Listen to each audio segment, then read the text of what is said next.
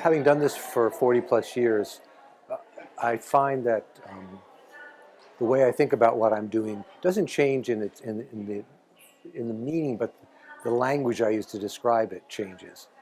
So one year it might be called Harnessing the Dragon, which is what my workshop was, or Organizing Chaos, or The Tension of Opposites, or Awakening the Dragon, or Monsters as Our First Creative Act.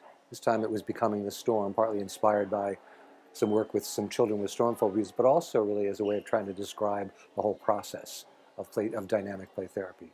Well, I think because I started studying about 40 some years ago when play therapy really hardly existed. There were only a few books out, and they really were not about technique, but more about theory, developmental theory. So it forced me to kind of create my own way. There was no other way to do it. And perhaps because my graduate training was very out of the box. I initially was part of psychoanalytic training study group, so I was kind of hung out with people that spoke in kind of the clinical language of the time.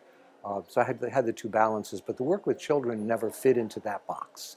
Children never played along Freudian lines, which was great. So, and again, the value of beginning to do it when there was no theory or organization about how one should. Not only did you have to create your own process, you could create your own process. And it became, from beginning, it was really not just intuition, but it was a collaborative process. Children taught me about how to work with children. Well, I always assume to some extent that the symptom has the energy of the resolution of the symptom in it. Sometimes the imagery as well. And so I do a back and forth between looking at what's going on in the child's environment that might be causing the symptom, but also what's going on in their own organism that's causing the symptom. And I do see symptoms, especially very severe symptoms, as the organism's effort at trying to rectify a problem. The more severe the symptom, the more willing the environment is to do something. And if they can come to play therapy before they go to medication, all the better. Well, there are children. I have certainly worked with children that were medicated.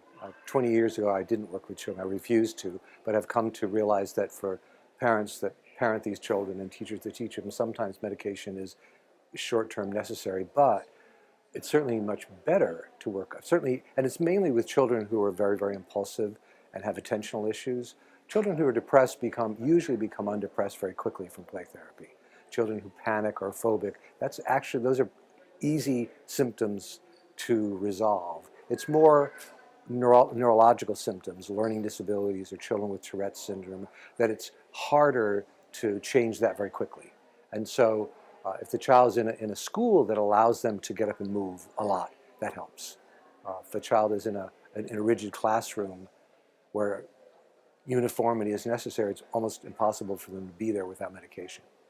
I have found that when the child changes, the family changes. And it's much easier for the child to change than the whole family to change. And again, if the symptoms are severe enough, which many of the children I work with, the symptoms are, the family has a vested interest in making room to some extent for a different child.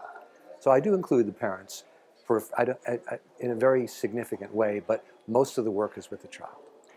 Usually in my first visit, there's one of two things I invite a child to do first. And I'm not sure, that's kind of somewhat of a spontaneous, intuitive decision. I either invite them to draw themselves as a monster, or I invite them to make a world in the sand.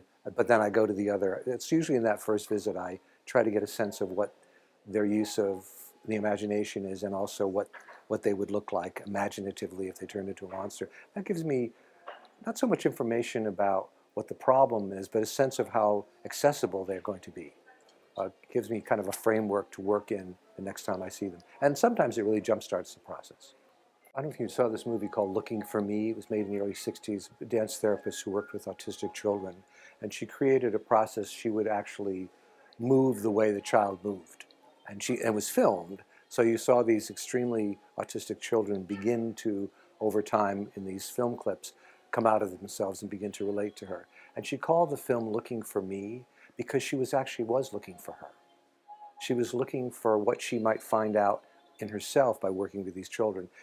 30 years later, she made another film called Still Looking. So in some ways, if you are looking for yourself, and you're still looking, and you don't think that that's kind of a linear or a finite process, that's really a great mindset and heart set to work with children from.